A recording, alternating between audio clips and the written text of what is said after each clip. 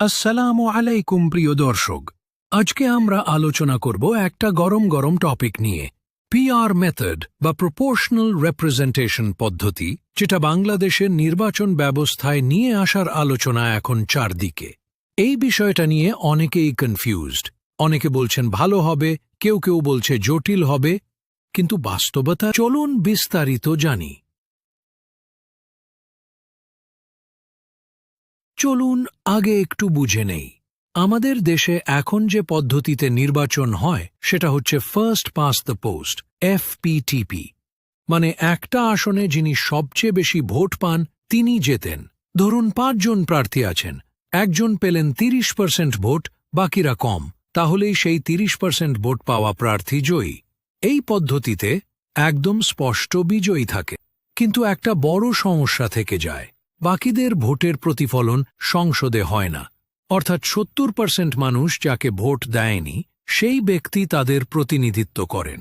PR বা proportional representation পদ্ধতিতে বিষয়টা একটু আলাদা। এখানে দলের মোট ভোট অনুসারে আসন ভাগ হয়। যেমন যদি কোনো দল 30% ভোট পায়, তাহলে সেই দল সংসদের 30% আসন পাবে, সরাসরি জনপ্রতিনিধিদের মাধ্যমে, ব্যক্তি না, বরং দলীয় তালিকা অনুযায়ী। এই পদ্ধতি অনেক দেশেই আছে, যেমন নেদারল্যান্ডস, জার্মানি, ইসরায়েল ইত্যাদি।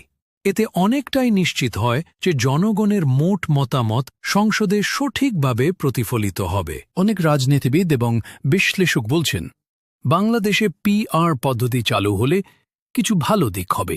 ছোট দলগুলো সংসদে যাওয়ার সুযোগ পাবে, ভোটারদের মতামত আরও ভালোভাবে প্রতিফলিত হবে। একটি দল বিপুল সংখ্যাগরিষ্ঠতা না পেয়েও সংখ্যাগরিষ্ঠ আসন পাবে না, ফলে একতরফা সিদ্ধান্ত কম হবে। তবে চ্যালেঞ্জও আছে, যেমন ধরেন ভোট গণনা জটিল হবে, নির্বাচনী এলাকা ভিত্তিক প্রার্থীদের সঙ্গে জনগণের সরাসরি সংযোগ কমে যাবে, ছোট দলের অতিরিক্ত ক্ষমতা নিয়ে সংশয় ইত্যাদি। অনেকে বলছেন পুরোপুরি পিআর নয়, একটা মিশ্র পদ্ধতি হওয়া উচিত।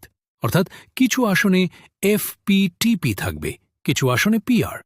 যেমন মোট 300 আসনের মধ্যে 200 আসন নির্বাচিত হবে আগের মতো, আর বাকি 100 আসন আসবে পিআর ভিত্তিতে, অর্থাৎ দলীয় ভোট অনুসারে। এই পদ্ধতি জার্মানিতেও ব্যবহার হয়।